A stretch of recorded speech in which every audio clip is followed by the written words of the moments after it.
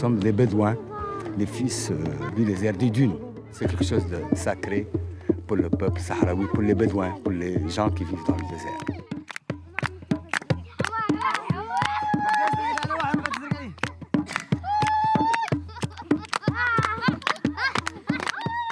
Quand on a parlé qu'on va visiter les dunes, ces enfants ont été tellement gais, tellement enthousiastes, ils se sont rappelés ce que disaient leur grand-mère et leur grand-père, les chants que leur maman les a enseignés.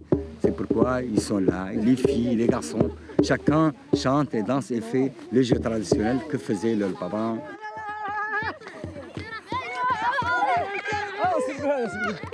Dans le Sahara occidental, où on vit, il y a beaucoup de dunes.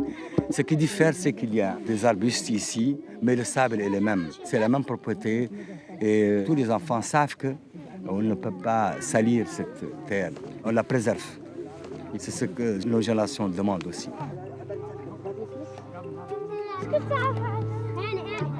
Aller dans les dunes, c'est un symbole. Ça nous donne la liberté.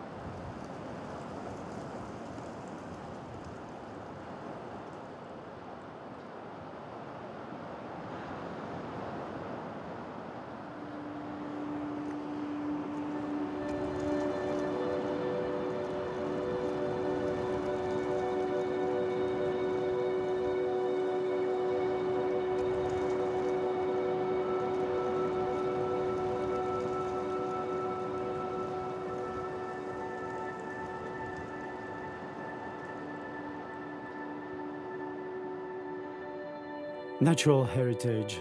C'est ainsi que les anglo-saxons désignent leur paysage originel. Un héritage naturel. Quelle belle définition pour les dunes flamandes. Génération après génération, les habitants du littoral de la mer du Nord ont réussi, bon gré mal gré, à transmettre une partie de ce trésor à ciel ouvert à leurs enfants. Pourtant, ce paysage aujourd'hui préservé, qui s'étend de Dunkerque à Brédune, aurait pu être sacrifié sur l'autel du développement urbanistique. Il y a de cela 40 ans, j'étais alors un enfant de 5 ans. On enlève nos dunes. Elles disparaissent peu à peu des côtes de la mer du Nord entre Dunkerque et la frontière belge. En effet, les derniers kilomètres de dunes sont de plus en plus menacés de destruction par les entrepreneurs qui ont besoin de sable. C'est grave, car à plus ou moins long terme, tout le littoral de la mer du Nord sera occupé par l'industrie, les installations portuaires et les villes. Au début des années 70, 71, 72, donc cette bataille du sable s'est engagée du point de vue politique, évidemment, mais aussi du point de vue, je crois, émotionnel. On touchait à nos dunes. Et les moyens qui étaient mis en place étaient des moyens extraordinaires. On voyait arriver des bulldozers. Même une partie de la voie ferrée avait été déviée pour que les wagons puissent aller à l'intérieur des dunes pour enlever le sable. C'est comme s'ils détruisaient notre album de photos, si vous voulez, quoi. Donc on s'est battu pour le garder. C'était l'époque où il y avait, je crois que c'était le premier ministère de l'Environnement qui existait, qui a été mis en place sous la Cinquième République. Et on avait écrit en disant on est en train de voler nos dunes, venez à notre secours. On a même été jusqu'à la télévision, puis c'était à l'époque où il y avait la France défigurée. On a appelé pour qu'on puisse faire un reportage sur nos dunes. Nous avions même créé une fausse association, monsieur le maire, le premier adjoint et moi-même, qu'on avait appelé Bray sans dunes. Et nous allions distribuer dans les boîtes aux lettres le soir un prospectus disant attention, Brédunois, on est en train de voler vos dunes, défendez-vous, soutenez-nous. Et donc, avec nos petits moyens, mais notre volonté, on s'est attelés tous avec la communauté urbaine qui nous a également soutenus, et puis l'ensemble de la population qui était derrière nous. Et puis on a gagné, je pense, la bataille des dunes. Et c'est une joie pour moi, bien sûr, personnellement, pour mes enfants, mes petits-enfants. Je crois que lorsque on sauve un paysage comme celui-ci, une nature comme celle-ci, on fait du bien à l'humanité. C'est toute l'humanité qui peut profiter de ça. C'est pas seulement les gens du coin, c'est toute l'humanité.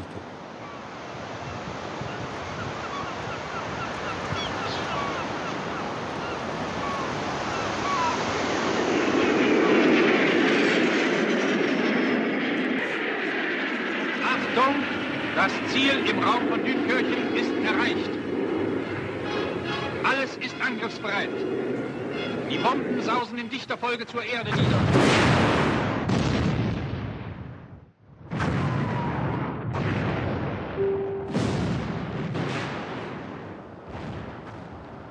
Je suis né dans les dunes de la Tente Verte, au quartier de Rosendael, il y a 83 ans. C'était les dunes de mon enfance.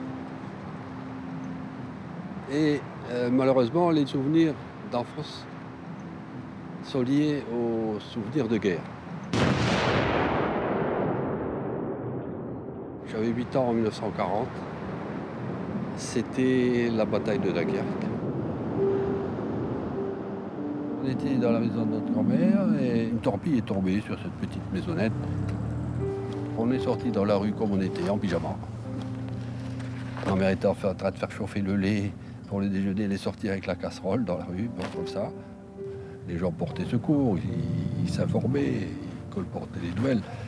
Donc on est allé un peu plus loin dans la rue et donc mon père a creusé une tranchée dans le talus de la dune, ouvert rapidement avec quelques tôles du sable. Et on a passé la dernière nuit, donc du 3 juin, dans cette tranchée. Toute la nuit, il y a eu encore des bombardements et il y avait des centaines de chevaux abandonnés de l'armée française qui cavalaient dans les dunes partout. Et puis au matin, ça a été le silence total. Après un enfer de déploiement d'explosions, c'était un bien-être.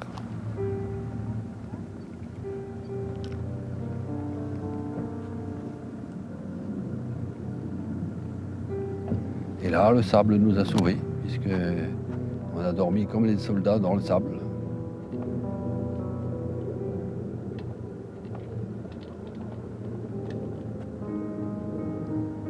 En sortant de la tranchée, on s'était réfugié dans les dunes.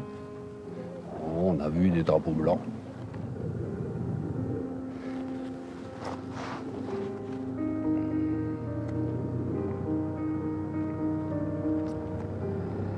Et la première chose qu'on a fait, c'est d'aller à la plage. On a vu donc ce qu'on voit dans les photos de l'opération Dynamo, les wharfs d'embarquement avec les voitures qui s'avancent dans la mer, tout le matériel abandonné.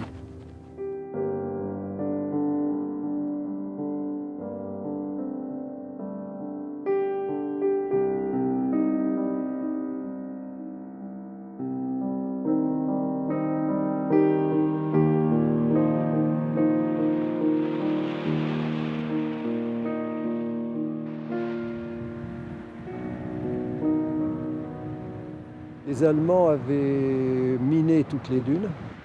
Il y a eu pas mal de drames chez les enfants à cette époque-là, quoi. Et mon frère d'ailleurs a été brûlé par de la poudre. Ils étaient 3 dans un blocos et ils ont mis le feu à de la poudre et ils ont été tous les 3 sérieusement blessés.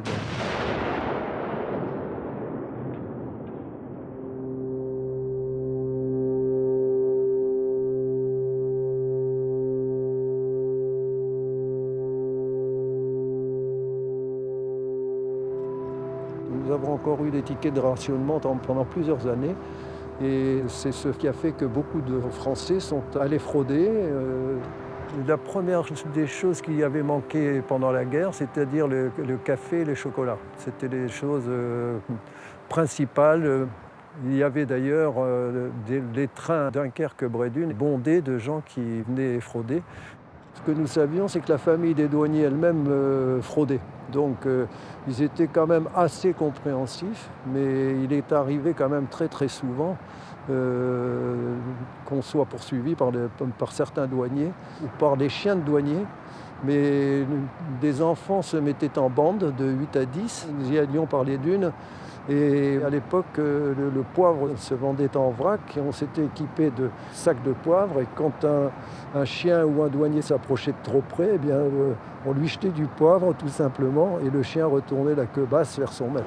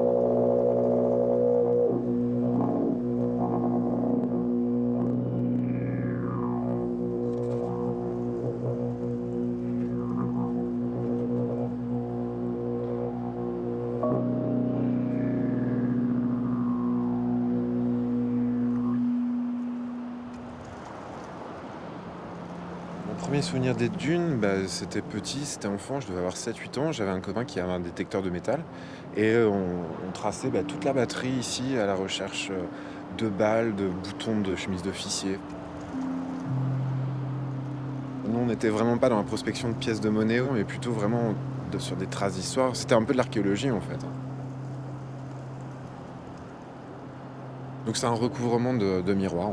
La totalité de l'édifice, qui est à peu près 350 mètres carrés, recouvert par une mosaïque de miroirs. Ça s'appelle réfléchir, le travail de la lumière qui réfléchit sur l'architecture et le travail aussi de faire regarder à nouveau ces bâtiments parce qu'ils ont une histoire en fait sur nos côtes, ils ont quelque chose à dire à notre présent, quoi. Faut pas oublier aussi qu'il y a 70 ans, l'extrême droite allemande, c'est elle qui a construit ce genre de bâtiments qui sont là devant nos yeux et les gens l'ont complètement oublié.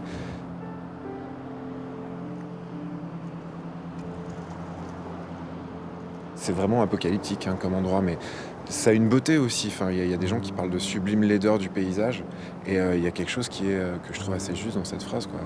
C'est surtout dû à ce béton, parce que sinon la nature y est magnifique. Vraiment, c'est un très très beau coin.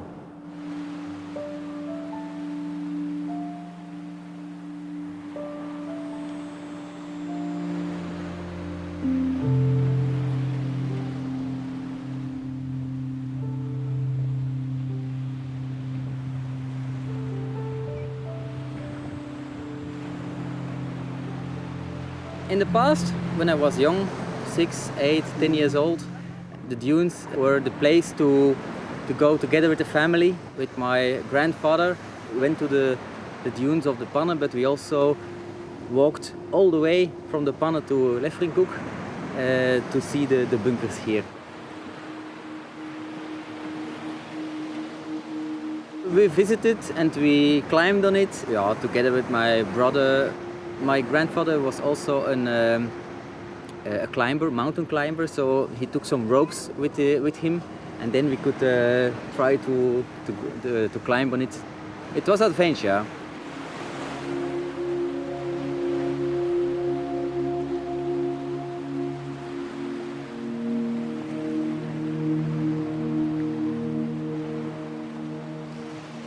From there you could see the other bunkers in the dunes that were lower, and then he told us about the soldiers, the stories from the war.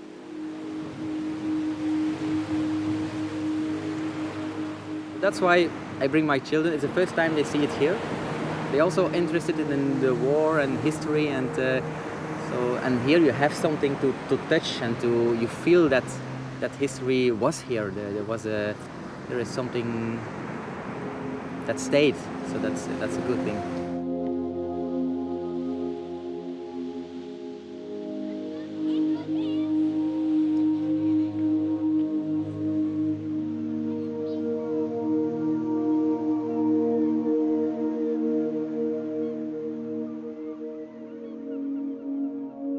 Quand j'étais gamin, dans les dunes, on allait, on jouait à Tarzan, on jouait à tout. On allait à la batterie, on se faisait la guerre entre nous. Si ça, on aurait détruit rien que la batterie, ça aurait fait mal parce qu'on aurait dit, bah mince, c'est quand même un patrimoine qui part. C'est la guerre aussi, il ne faut pas l'oublier non plus, qu'il y a quand même des gens qui sont morts pour tout ça. Hein.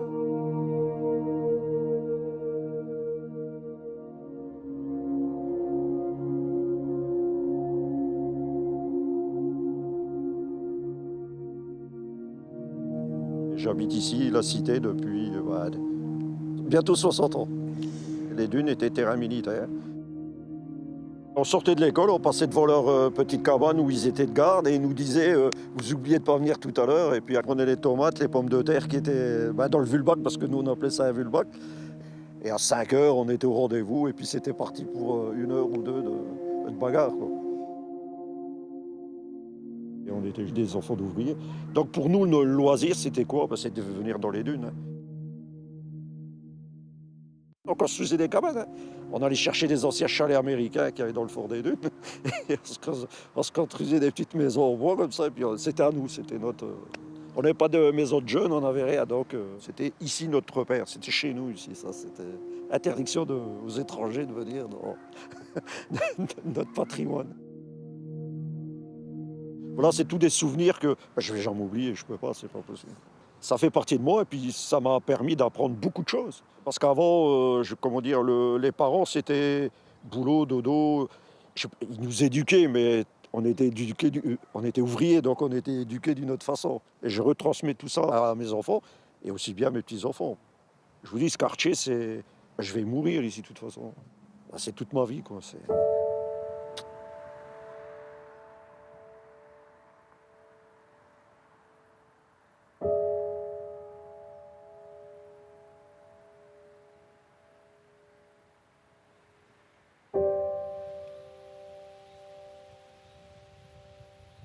Dans les allées sablonneuses de la Dunolière, la voix d'Armelle guide mes pas.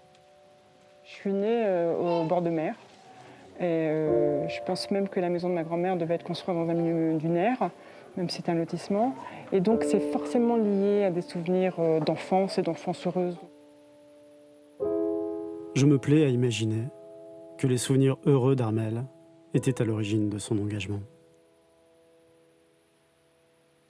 Pour moi, adulte aujourd'hui, elle doit être protégée et elle doit être expliquée comme étant un milieu fragile.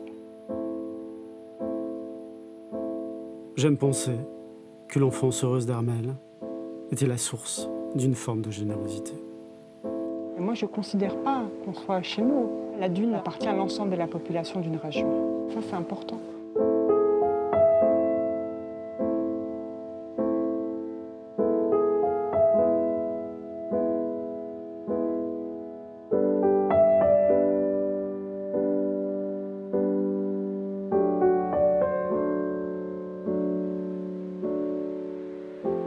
Armelle est partie trop tôt, mais je crois qu'elle est encore là, d'une manière ou d'une autre.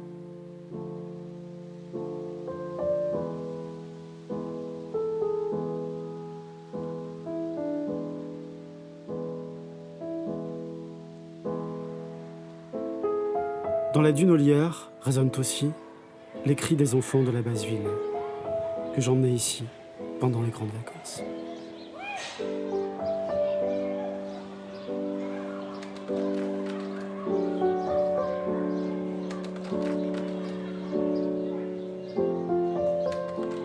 Je me demande s'ils sont revenus un jour, et si la permanence de ces lieux leur a permis de faire face au tumulte de la vie.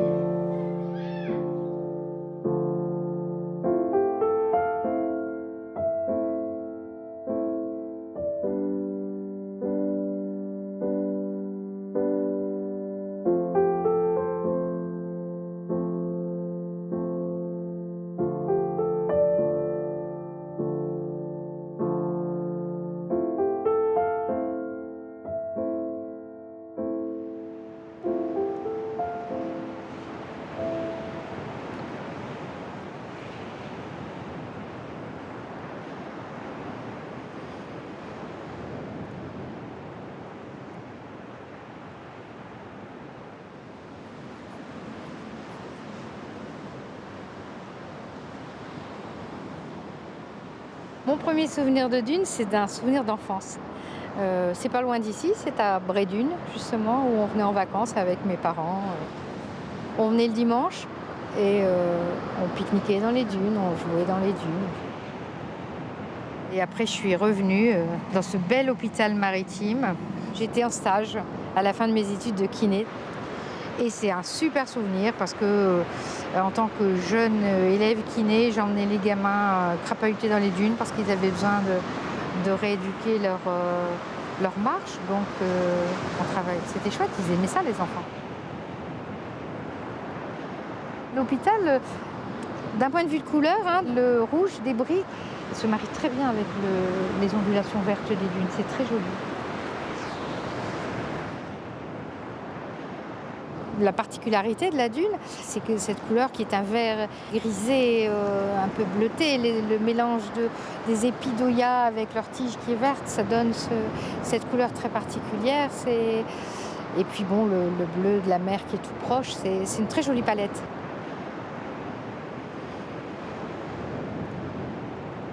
Quand on peint, on est posé pendant un petit temps, on enregistre tout. Et les parfums de la dune, on pourrait dire, c'est extraordinaire, le toucher. Moi, je peins pieds nus dans la dune, je m'imprègne vraiment du sable qui est chaud, qui est doux.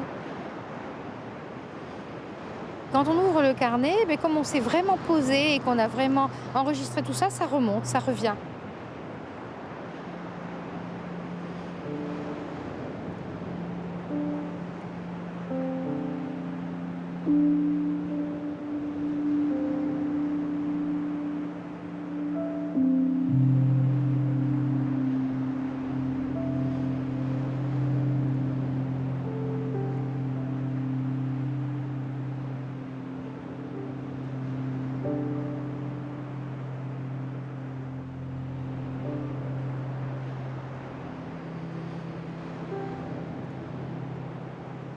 Sur l'aquarelle que vous me présentez, c'est très intéressant parce que d'abord, on mentionne Dunkerque dans les deux langues qui étaient les langues usitées à l'époque. Dunkerken, c'est du néerlandais ancien, l'église dans les dunes, bien sûr, Dunkerken. Et en dessous, on le met en latin, Dunkerca, parce que la langue écrite dans la région, c'était le latin pour les gens savants, et pour les gens plus du commun, comme nous, comme vous et moi, mais qui avaient un peu d'instruction quand même pour lire, c'était le néerlandais. Le mot Belgica, d'ailleurs, est intéressant parce que Belgica, c'est un mot qui a été employé par les humanistes au XVIe siècle dans le sens de Pays-Bas. Belgica, ça voulait dire Pays-Bas. Et nous, on était aussi donc les Pays-Bas, on était la Belgica du Sud. Nous sommes des méridionaux. On n'est pas des gens du Nord, on est des gens du Sud. Et le Sud en question allant sur la côte jusqu'à Gravelines. Cette Flandre maritime, qui s'appelle comme ça, la Flandre maritime, c'était essentiellement des hameaux de pêcheurs avec toutes les légendes de saints qui s'y rattachent. On accorde l'honneur à Saint-Éloi d'avoir fondé la ville de Dunkerque, mais, dit la légende, grâce au géant qui l'a converti, c'est un grand barbare. Les barbares dans les légendes par chez nous viennent souvent du nord et du nord-est. Il est arrivé du nord, ce grand barbare, ce Reuse. Le Reuse, c'est le géant. Et c'est Saint-Éloi qui a guéri le Reuse qui était tombé, je dirais, par accident sur le sable, et l'épée dans le ventre. Saint-Éloi l'a guéri, et puis grâce à cette guérison, le géant reconnaissant a accepté de faire l'enceinte primitive de la ville de Dunkerque, sous la bénédiction et la direction scientifique de Saint-Éloi. Voilà, c'est ça Dunkerque.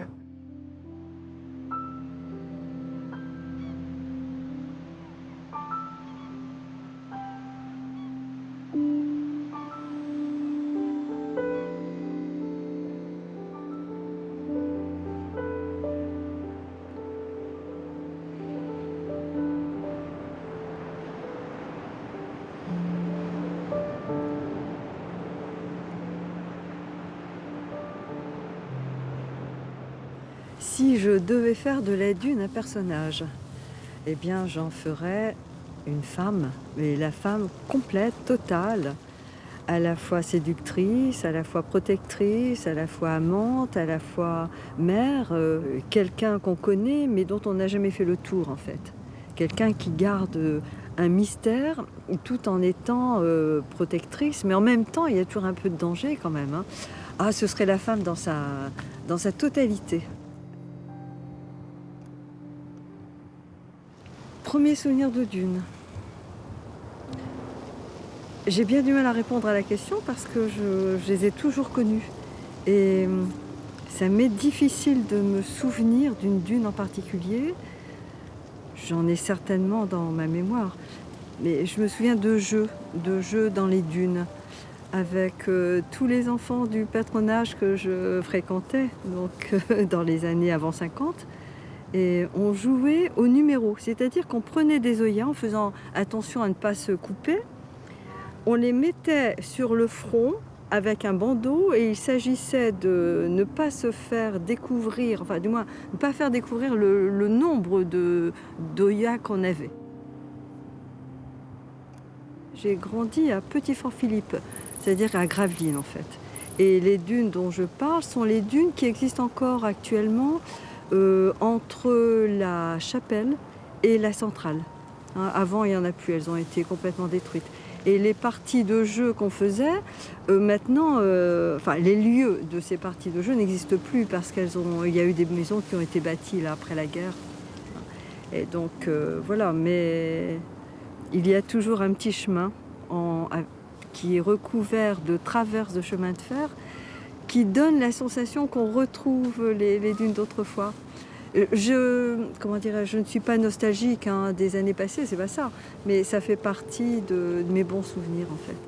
Et puis, il y a un souvenir dont je veux vous parler, c'est que là j'étais mariée, j'avais des enfants, et on venait passer nos vacances à la mer, bien sûr, et les plus belles photos que nous ayons faites, c'était dans les dunes. Et ce sont mes enfants qui les ont faites.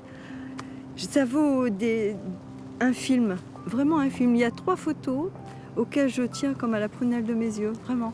Quand je regarde ces photos, j'ai l'impression que si on se remettait au même endroit, même ailleurs, mais dans les dunes, on retrouverait cette espèce d'état de... Allez, je vais oser le mot, cet état de grâce en fait. Je ne m'éloigne jamais vraiment de ces lieux ici. Alors j'écris des contes qui ont une portée universelle, et même dans des romans qui se passent en Lozère, pour les enfants par exemple. Eh bien mon Dieu, les grands-parents des enfants que j'évoque habitent dans le Nord, et ils retournent à leur mer, ils retournent à leur dune à la fin des vacances.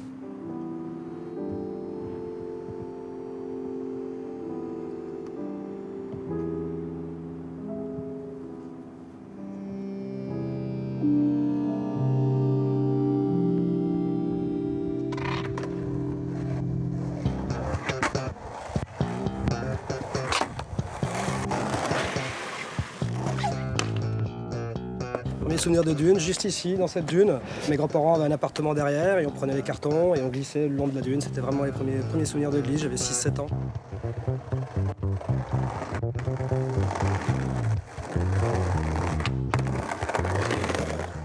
J'habitais Dunkerque, mais on venait pendant les vacances sur Brédune. Et donc j'ai fréquenté toutes les dunes qui étaient ici, je les ai connues par cœur. On s'amusait déjà à cache-cache, et puis après on prenait des vieux plateaux de skate ou des morceaux de poubelles en plastique cassées, on glissait dessus. Et puis même l'hiver, quand il neigeait, ça nous faisait une piste de snow. L'idée c'était de retrouver la plus grosse dune pour pouvoir justement glisser. Par rapport à il y a 30 ans, il y avait beaucoup plus de dunes, moins d'immeubles, et il y avait beaucoup plus de choix au niveau des terrains de jeu.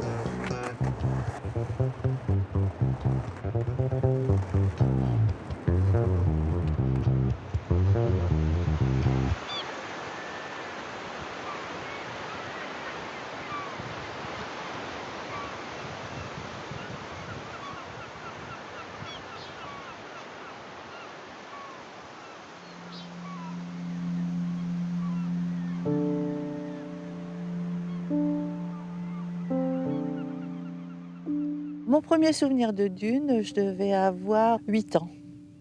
Et on venait toujours en vacances à Brédune, se blottir dans la dune, dans le sable chaud, faire des descentes, des roulades dans les grandes dunes blanches. J'ai quitté la région pendant une dizaine d'années et j'y suis revenue pour habiter Brédune. Je me suis engagée au niveau de l'ADEL.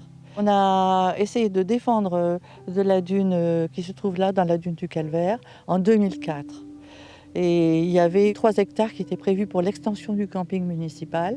Et ça allait être complètement rasé, macadamisé pour mettre des mobil-homes. Et puis je savais qu'à Lefrancouc, Muriel Allard avait défendu aussi de la dune. Donc je suis allée la voir. Et c'est elle qui m'a dit, bon, il faut faire des dossiers, il faut faire appel à un écologue, il faut connaître un peu les lois de protection de l'environnement. Donc on s'est battu, il a fallu 10 ans pour arriver à un résultat et arriver à ce que le PLU soit changé. Ça a été très dur, très dur. La défense de l'environnement, ça a été considéré longtemps, je crois, comme le superflu. Au lendemain de la guerre, il n'y avait plus d'économie, il n'y avait plus d'usines debout, c'était fini. Il fallait investir à fond, redonner vie à la région par l'emploi, etc. Et dans les années 70, au moment où Dunkerque port a été choisi comme un lieu national de développement industriel, nous avions perçu que la moitié du littoral était sacrifiée en quelque sorte à l'économie. Enfin bon, bref, les dunes que nous avions, espace d'équilibre, c'était devenu un objectif pour les aménageurs, on va dire de tout poil, quoi. On parlait de faire une autoroute de la mer qui aurait traversé ces secteurs. On a fait valoir à l'époque la loi littorale. Et ensuite, on a lutté aussi pour que la dune soit classée au conservatoire du littoral. Il a fallu se battre beaucoup, oui. Ça a été très compliqué, mais enfin, on a réussi, on a eu des succès. Nous étions intimement persuadés que pour bien vivre, il fallait encore avoir à notre disposition des espaces protégés par la possibilité, disons, qu'elle nous offrait de nous évader, de respirer, de tourner le dos un peu aux contraintes d'une industrialisation un peu forcenée. Je ne vais pas dire que les associations ont tout fait, mais il a toujours fallu être les interlocuteurs des élus pour qu'ils fassent les meilleurs choix. Il y a d'autres aspects pour lesquels, encore aujourd'hui, rien n'est terminé. Il faut toujours être vigilant parce que la nature humaine est ainsi faite qu'on s'engouffre dans la voie de la facilité.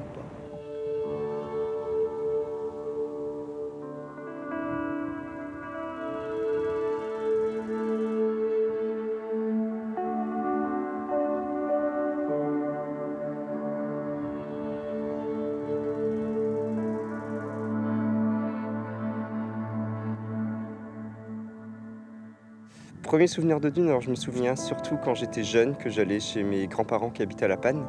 Et mon grand-père nous emmenait souvent découvrir les dunes. Il connaissait très très bien les dunes, il a toujours vécu à La Panne. Ma mère aussi, donc on allait souvent en vacances là-bas. C'est vrai qu'on se baladait toute la journée dans les dunes avec mes 2 sœurs, avec ma grand-mère. C'est vrai que c'est des bons souvenirs, quoi. Quand on est jeune, on pouvait monter sur les grandes dunes, se laisser tomber, c'était bien, quoi.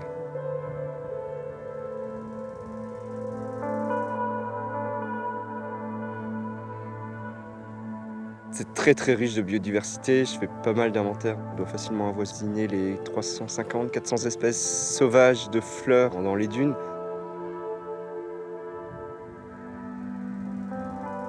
En Belgique, j'ai l'impression que c'est beaucoup plus facile pour retenir les noms d'espèces. Le tifchaf, par exemple, c'est un petit oiseau qu'on trouve assez fréquemment dans les dunes. Et son cri, c'est tifchaf, tifchaf, d'où le nom néerlandais.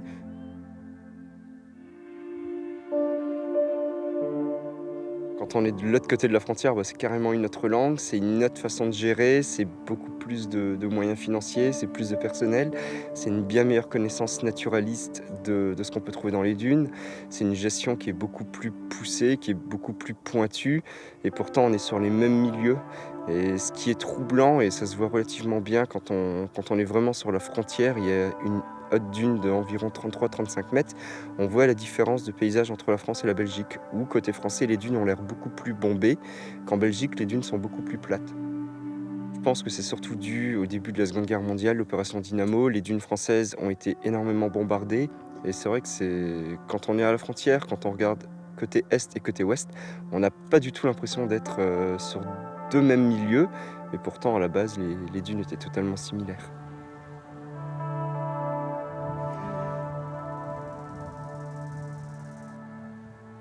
prenez du plaisir à découvrir les dunes.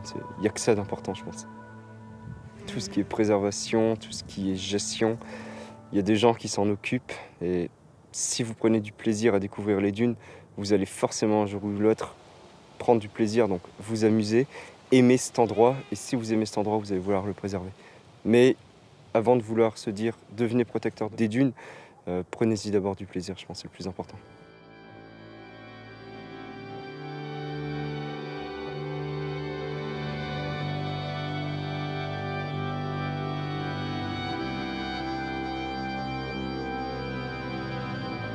C'est un lieu de privilégié.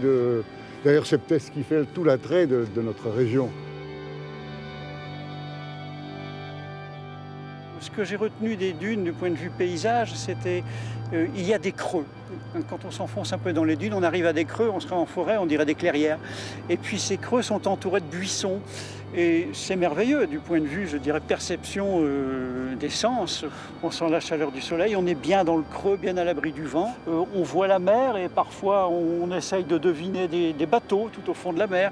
Il y a une impression esthétique assez forte. Je serais né en montagne, bon, j'aurais aimé la montagne. Mais là, vous aimez par essence, par naissance, la dune, le sable. Ça fait partie de votre existence, prédestination. C'est une sorte de paradis, hein, le vert paradis des amours enfantines, hein, c'est un petit peu ça. Hein.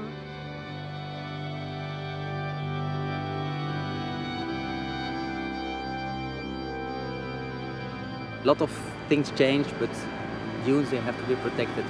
We have several regions in dunes that are really protected, and it should be kept like that. On est dans un autre monde. On est dans un autre monde, un monde qui n'est pas le monde des adultes, un monde qui est le monde des enfants, un monde qui était avec plein de cachettes. Il y avait des endroits où on passe, des personnes pouvaient nous trouver.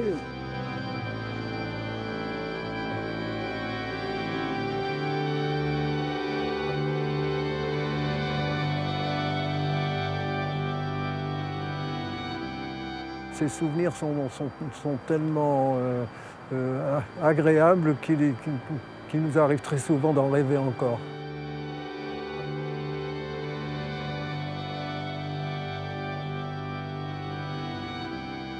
Je pense que c'était un espace d'équilibre et j'ai toujours été personnellement attaché à cette vocation d'un bien qui nous a en quelque sorte été donné. C'est quelque chose qui représente un petit peu la chaîne humaine, en fait.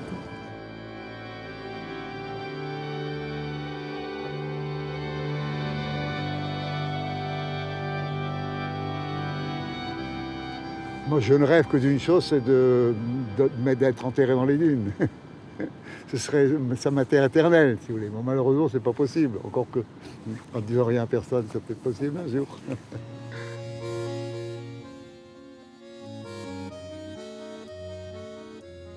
Premier souvenir de dune.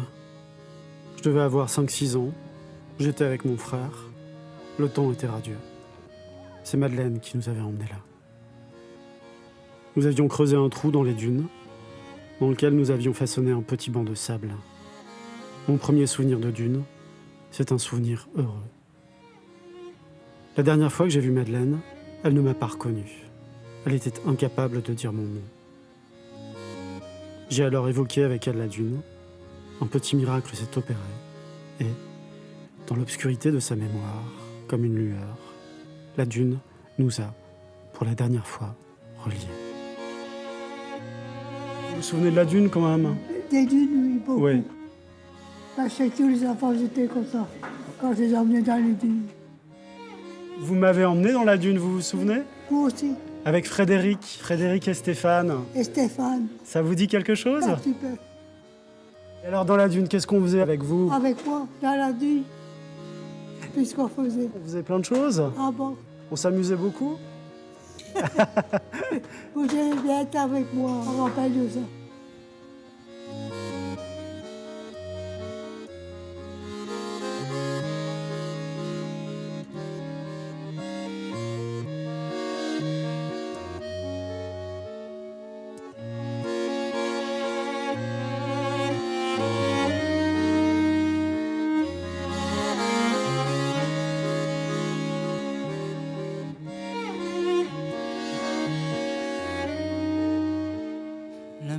n'existe pas.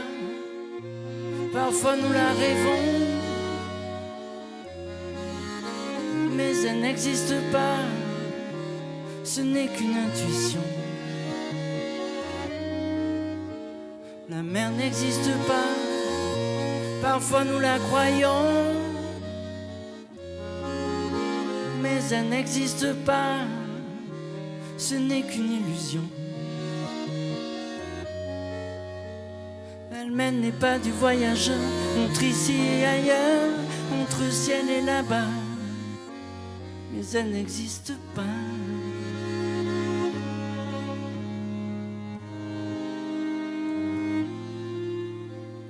La mer n'existe pas, elle va sur nos croyances, de l'aube jusqu'à l'errance, comme un vaisseau sans mât. La mer n'est plus ici, la mer n'est plus là-bas. On dit qu'elle est partie, mais elle n'existait pas. La mer n'est pas du voyageur, entre ici et ailleurs, entre ciel et là-bas, mais elle n'existe pas.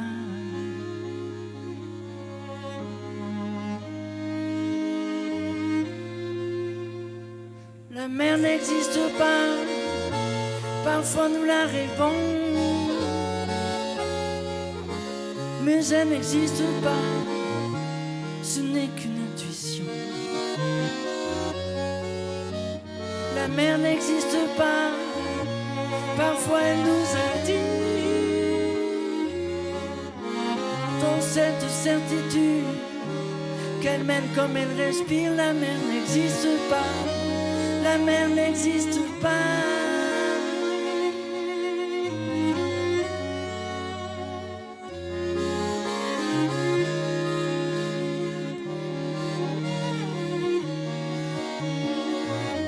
La mer n'existe pas.